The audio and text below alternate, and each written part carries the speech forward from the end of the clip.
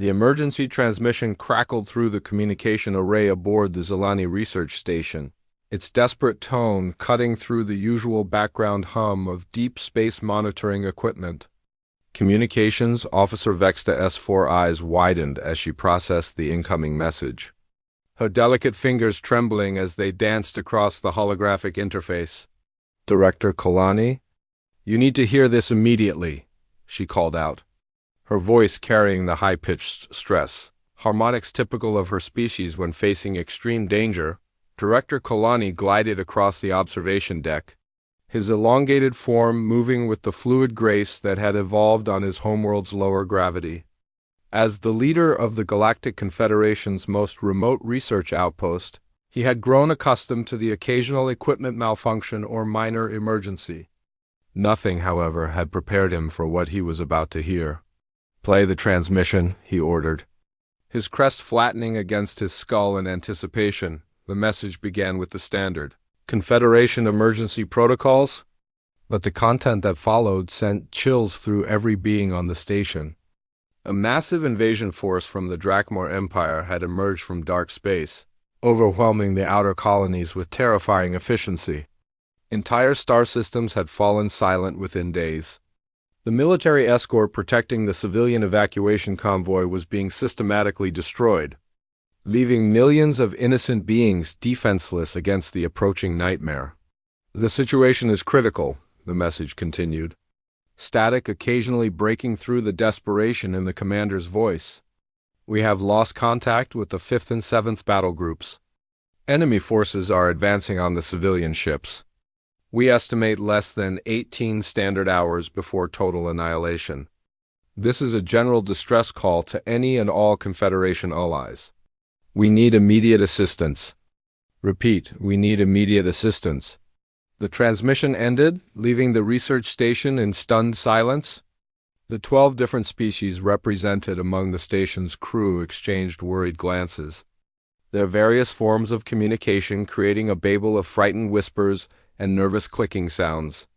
"Director," Senior Scientist Thalem spoke up, his massive bulk shifting nervously. "The nearest Confederation response fleet is at least 4 days away at maximum hyperspace velocity. Those refugees will be dead long before help arrives." Kolani nodded grimly, his mind racing through the limited options available to them. The research station had no military capabilities beyond basic defensive screens, and their small complement of research vessels would be useless against an invasion fleet. As he contemplated the hopeless situation, Navigation Officer Yexti's excited chirping interrupted his thoughts. "Director, I'm detecting a response to the distress call," Yexti announced, her antenna-like appendages twitching with nervous energy. "But sir, the transmission signature is ... unusual." "Define unusual," Kolani replied, moving to examine the readings himself. "The signal is coming from the restricted zone, sir.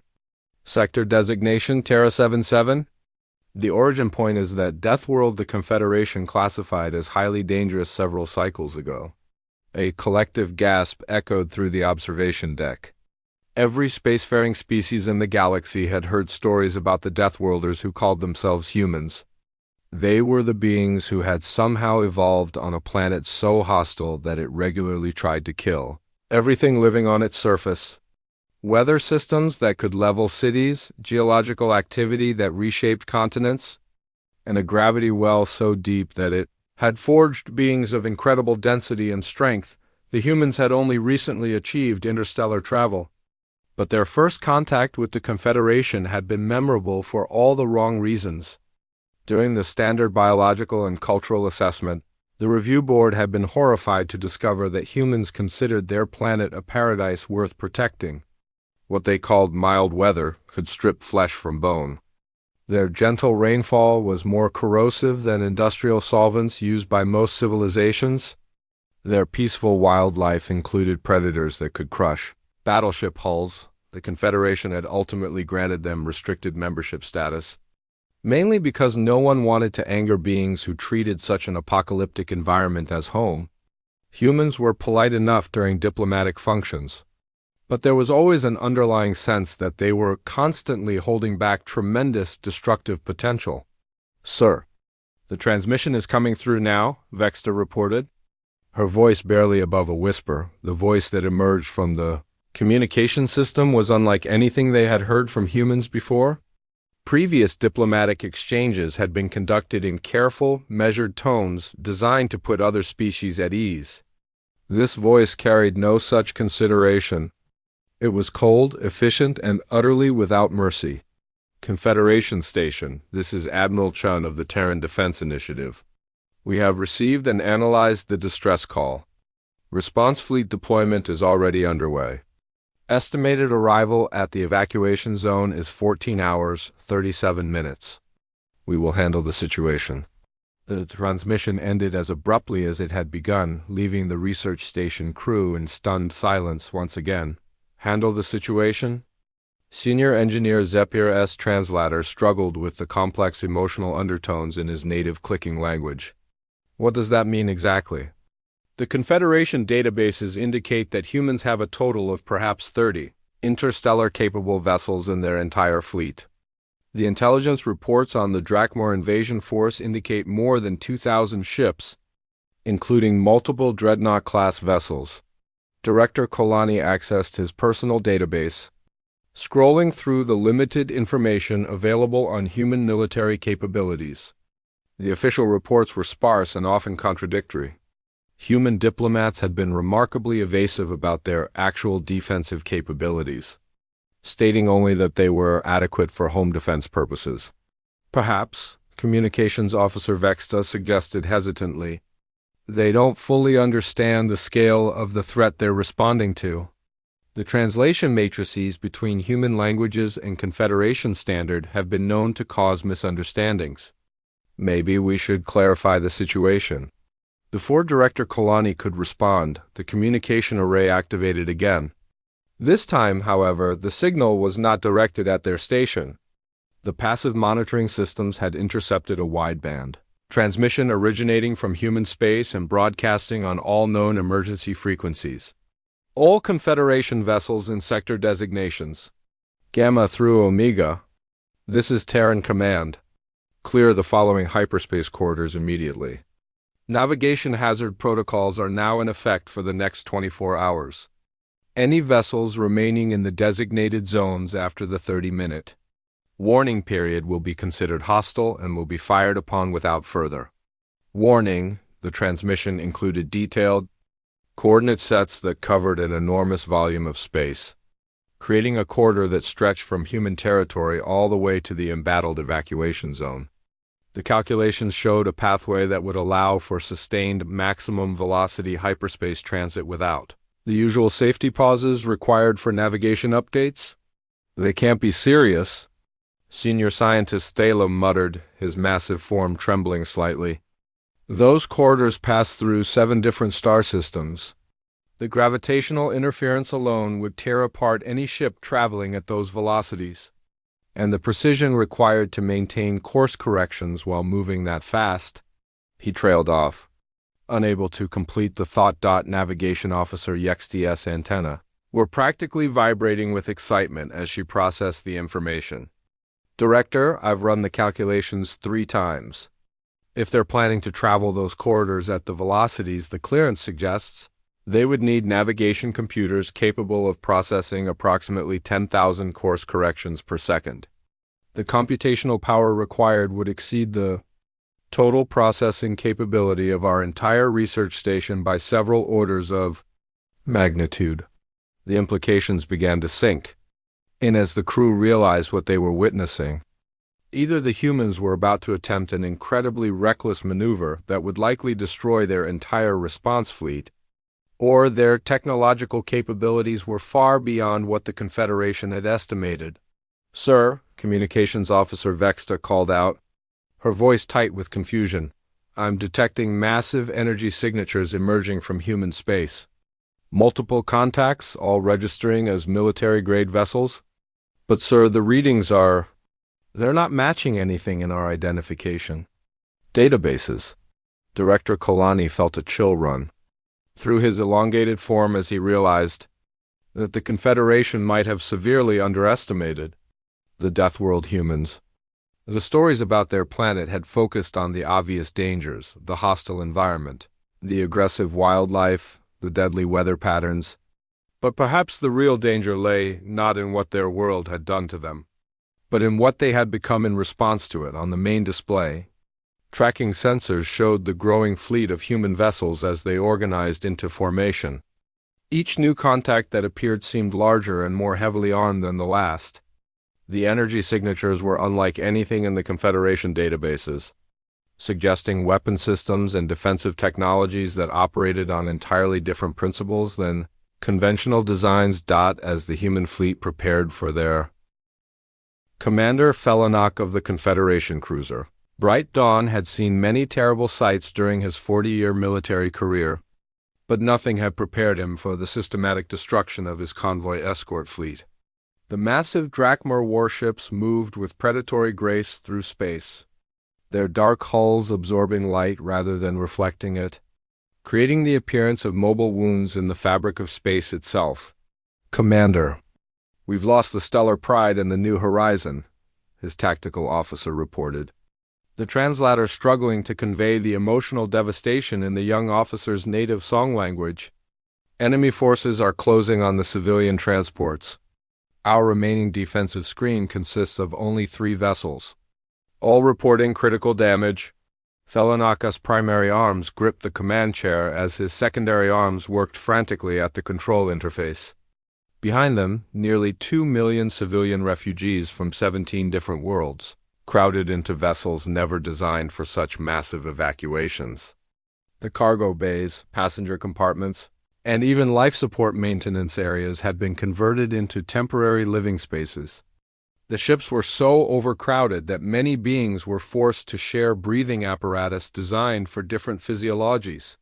"Signal the civilian fleet," he ordered, his voice carrying the calm authority that had earned him respect throughout the Confederation military. "All ships are to prepare for emergency scatter protocol. If we can't protect them as a group, perhaps some can escape individually." Before his communications officer could comply, a new set of contacts appeared on the tactical display. The sensor operator's confused warbling filled the bridge as she tried to make sense of the readings. "Commander, I'm detecting multiple hyperspace emergence signatures," she reported, her crest flattening in confusion. "But sir, these readings are impossible. No ship can emerge from hyperspace that close to a gravity well. And the energy signatures, I've never seen anything like them." The main display shifted to show the approaching contacts, and Felinock felt his breathing cease entirely. Emerging from hyperspace in perfect formation were vessels that defied every principle of known engineering. They were massive beyond conventional measurement, their hulls crafted from materials that seemed to bend light around them.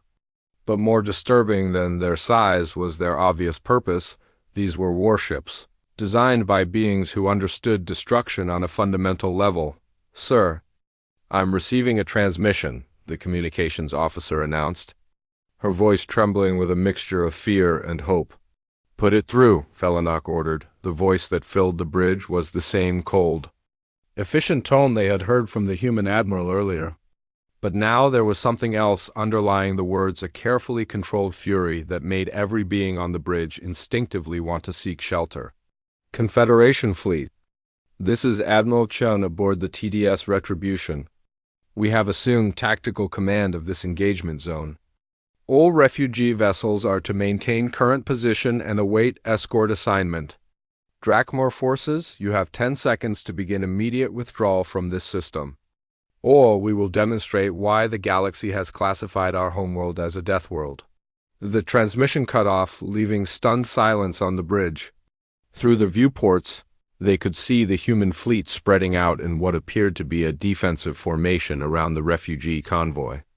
But as Felinock studied the positioning more carefully, he realized it wasn't defensive at all. It was the setup for a comprehensive, offensive action that would leave absolutely no escape routes for the enemy. The Drakmar response came in the form of weapons, fire rather than words.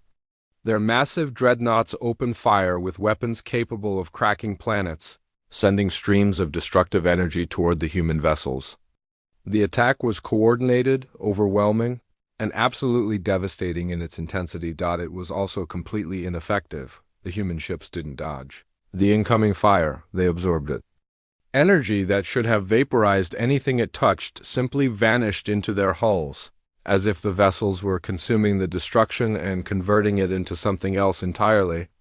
But what truly horrified Commander Felenak was the human response to the attack. "By the ancestors," his tactical officer whispered. "Look at their energy signatures." The human ships weren't just undamaged by the Drakmor assault, they were stronger. Each vessel now blazed with power levels that exceeded anything in the Confederation databases. They had somehow converted the enemy's attack into additional combat capability. Admiral Chun's voice filled the communication channels again, but this time it was broadcasting on all frequencies, ensuring that every ship in the system could hear his words. "You have chosen poorly." What followed could barely be described as a battle. The human vessels opened fire, and the weapons they deployed operated on principles that challenged the fundamental understanding of physics held by every major galactic civilization. Energy beams that bent space itself, creating localized gravity wells that crushed targets from multiple dimensions simultaneously. Projectile weapons that fired what appeared to be small pieces of collapsed matter, each impact releasing the energy equivalent of a stellar explosion. The first Drakmor dreadnought simply ceased to exist. One moment it was there, a massive instrument of destruction that had terrorized entire star systems. The next moment there was empty space and a slowly expanding cloud of elementary particles. "Commander," his sensor operator called out, her voice rising to the ultrasonic frequencies her species used when experiencing extreme stress. "The human vessels aren't following standard tactical patterns. They're not maintaining safe engagement distances. They're flying directly into the enemy formation." Felenak watched in amazement as the human ships moved through the Drakmor fleet like predators among prey. Their movements were precise, calculated, and utterly without fear. A human destroyer, less than a quarter the size of a Drakmor battleship, positioned itself directly in front of the larger vessel and fired a single shot. The battleship folded in on itself and vanished. But perhaps most unsettling was the coordination displayed by the human fleet. There were no hesitation, no communication delays, no confusion. They moved as if controlled by a single intelligence, each ship knowing exactly where every other ship would be at any given moment. The tactical precision was so perfect that it seemed almost supernatural. "Sir, I'm detecting something strange about their formation," the tactical officer reported. "The human ships aren't just attacking randomly. They're herding the Drakmor vessels into specific positions. It's like they're setting up for something bigger." As if responding to his observation, Admiral Chun's voice filled the communication channels once again. "All Confederation vessels move to minimum safe distance immediately. Deployment of strategic assets is imminent." The human ships suddenly shifted formation, creating a perfect sphere around the remaining Drakmor forces. In the center of the formation, space itself began to distort. Reality bent and twisted as something emerged from what could only be described as a tear in the fabric of existence itself, the weapon that appeared defied description.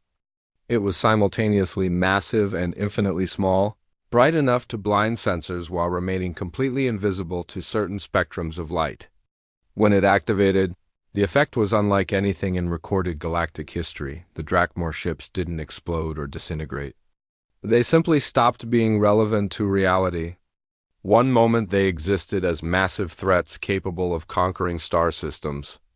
The next moment, they were historical footnotes, remembered only in the data, banks of the vessels that had witnessed their removal from existence. The entire engagement had lasted less than 12 minutes. "Commander," his communications officer said, her voice filled with awe, "I'm receiving new instructions from the human fleet." "Let me hear them," Felenak replied, though part of him wasn't sure he wanted to know what beings capable of such destruction might require of them. "Confederation Commander Felenak. This is Admiral Chun. Enemy forces have been neutralized. We are now deploying humanitarian assistance vessels to aid with refugee resettlement." Please transmit medical requirements and supply needs for your civilian population. Our logistics fleet will arrive within the hour. The tactical display updated to show a new wave of ships emerging from hyperspace. These vessels were clearly different from the warships they had just witnessed. Larger, more utilitarian in design, and obviously intended for peaceful purposes. But even the humanitarian ships carried energy signatures that exceeded most military vessels in the Confederation fleet. "Admiral Chun," Felanok responded, finding his voice after several moments of stunned silence. "This is Commander Felanok of the Bright Dawn. I must ask, how many ships do you have available for this operation?" There was a brief pause before the human admiral responded, and when he did, his tone carried what might have been amusement. "Commander, what you've seen here represents approximately 2% of our rapid response capability. We maintain this level of force projection specifically for situations involving threats to civilian populations. When beings send out distress calls requesting help protecting refugees, we tend to respond with enthusiasm." As the human logistics ships began coordinating with the refugee convoy, Commander Felanok found himself reconsidering everything he thought he knew. Abo. 6 hours after the complete annihilation of the Drakmor invasion force, the refugee convoy found itself surrounded by a level of humanitarian assistance that exceeded anything in Confederation history. The human logistics fleet had transformed the evacuation zone into a mobile city capable of supporting millions of beings from dozens of different species, each with unique environmental and biological requirements. Dr. Elena Vasquez stepped through the airlock connecting her medical ship to the Confederation transport vessel Morning Light, her hands already reaching for the universal translator that would allow her to communicate with the ship's medical staff. As the head of the Terran Medical Corps' Xenobiology Division, she had spent years preparing for exactly this kind of situation. But the scale of the refugee crisis had pushed even her extensive preparations to their limits. Dr. Vasquez, the ship's chief medical officer, a delicate crystalline being named Sylvan, greeted her with the traditional harmonic greeting of her species. "Thank you for responding to our request for assistance. We have several cases that require immediate attention. But our medical facilities are not equipped to handle the variety of physiologies represented among the refugees." Elena nodded, her experienced eye already assessing the makeshift medical bay that had been converted from what appeared to be a cargo hold. Hundreds of beings from different worlds lay on improvised beds, their various forms creating a rainbow of colors, shapes, and sizes that would have been overwhelming to anyone not trained in xenobiology. "What's the most critical case?" she asked, pulling up the portable diagnostic equipment that human medical technology had miniaturized to an extent that amazed most other species. "This is Kexler," Sylvan replied, leading Elena to a massive reptilian being whose breathing was severely labored. "His species requires a specific atmospheric mixture that we cannot provide. He has been slowly suffocating for the past 18 hours. Our medical computers estimate that he has perhaps 6 hours before total respiratory." Elena activated her scanner, and within seconds her equipment had analyzed Kexler's physiology down to the cellular level. The human medical database contained detailed information on thousands of known species, but more importantly, it included adaptive protocols for treating previously unknown physiologies. "His respiratory system is designed for an atmosphere with 60% hydrogen sulfide," she murmured, her hands already working at the portable atmospheric processor. "Most species would consider that environment lethal, but for his people, it's as essential as oxygen is for humans." Within minutes, Elena had created a localized atmospheric bubble around Kexler that perfectly matched his homeworld's environment. The massive being's breathing immediately improved, and his scaled features relaxed as his body began to recover. "How is this possible?" Sylvan asked, her crystalline form shimmering with amazement. "Our medical computers indicated that creating such an environment would require industrial-scale, atmospheric processing equipment. Humans have extensive experience with hostile environments," Elena replied simply. When your species evolves on a world where the atmosphere regularly tries to kill you, you get very good at modifying local environmental conditions quickly. As she worked her way through the medical bay, treating cases that ranged from exotic poisoning to injuries caused by gravitational differences, Elena began to understand why the human response to the distress call had been so overwhelming. Each refugee represented a unique challenge, a puzzle that required not just medical knowledge, but creative problem-solving and the kind of adaptability that could only come from a species that had learned to thrive in an environment that constantly changed its methods of attempted murder. Meanwhile, on the bridge of the TDS Retribution, Admiral Chun was coordinating with Director Kalani of the research station that had first detected the distress call.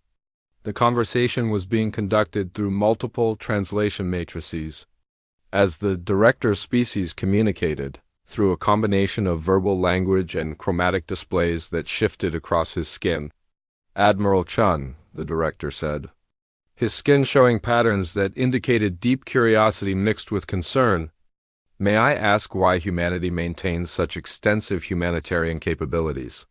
The level of preparation your fleet has demonstrated suggests that you regularly respond to this type of crisis. Chun considered his response carefully. The truth was that humanity had learned early in their spacefaring development that the galaxy was full of beings who needed help, and their instincts, honed by millions of years of survival on a death world, made it impossible for them to ignore calls for assistance. Director, humans evolved in an environment where cooperation and mutual protection were the only viable survival strategies, he replied. We learned that when someone calls for help, you respond with everything you have because next time, you might be the one who needs help. But the scale of your response, the director pressed, his skin patterns shifting to deeper shades of curiosity, exceeds anything necessary for simple humanitarian aid. The weapons technology we witnessed could presumably conquer most galactic civilizations. Chun was quiet for a moment, then activated a holographic display that showed the current disposition of human space assets. The display revealed hundreds of fleets similar to the one that had responded to the distress call, positioned throughout human territory and beyond. Director, what you saw here represents our standard rapid response protocol for civilian protection scenarios. We maintain these capabilities because we learned something important during our early contact with galactic civilization. The display shifted to show historical data from the past several years, dozens of instances where civilian populations had been threatened by various hostile forces, natural disasters, or technological failures. In each case, the response time for traditional Confederation aid had been measured in days or weeks. The human response time was measured in hours. We learned that the galaxy is full of good people who want to help each other. But most civilizations have never needed to develop the kind of rapid response capabilities that we consider normal. Chun continued, when your homeworld regularly throws continent-killing storms at you with 12 hours' notice, you get very good at deploying massive resources very quickly. Director Kalani's skin patterns shifted to colors that indicated understanding mixed with amazement. So humanity maintains what amounts to a galactic emergency response system as a matter of course? More or less, Chun confirmed. We find that when you're capable of ending threats quickly and decisively, you rarely have to actually do it. Most hostile forces prefer to find easier targets when faced with overwhelming response capabilities. The conversation was interrupted by a communication from Commander Felinok, who had been coordinating the refugee resettlement efforts with the human logistics teams. Admiral Chun, this is Commander Felinok. I wanted to personally thank you for your assistance, but I'm also curious about your long-term intentions. Will humanity be establishing a permanent presence in this sector? Chun's response surprised both the commander and the director. Actually, Commander, we'll be withdrawing our military assets within the next 48 hours. Our humanitarian ships will remain as long as needed to ensure the refugee populations are properly settled, but our combat fleet is needed elsewhere. Elsewhere? Felinok asked. We've received 17 additional distress calls in the past 6 hours, Chung replied matter-of-factly. Apparently, word has spread throughout the galaxy that humans respond to requests for help. We're currently deploying response fleets to handle situations involving hostile mining operations threatening civilian colonies, a plague outbreak that requires immediate medical intervention, and what appears to be a slave trading organization that needs to be reminded about the legal status of sentient rights. The implications of Chun's words settled over both alien commanders like a revelation. Humanity wasn't just responding to random emergencies. They were systematically addressing problems throughout the galaxy that other civilizations either couldn't or wouldn't handle effectively. Admiral, Director Kalani said, his skin patterns now showing deep respect tinged with awe. May I ask what humanity expects in return for this level of assistance? Chun's response came without hesitation. We expect people to be safe, Director. That's all we've ever expected. As the human medical teams continued their work among the refugees, stories began to spread throughout the convoy about the beings who had come from the Forbidden's death world. They spoke of doctors who could adapt their treatments to any physiology in minutes, engineers who could repair any technology regardless of its origin, and logisticians who could coordinate supply chains for millions of beings with the efficiency of natural forces, but perhaps most importantly, they spoke of humans who, when asked why they did such things, simply looked confused by the question. To them, helping people who needed help wasn't an act of charity or diplomacy. It was as natural and instinctive as breathing. 3 days later, as the last of the refugee ships departed for their new homes under human escort, Director Kalani updated the Confederation files on humanity. His report would fundamentally change how the galaxy viewed the mysterious Deathworlders. Previous assessments of who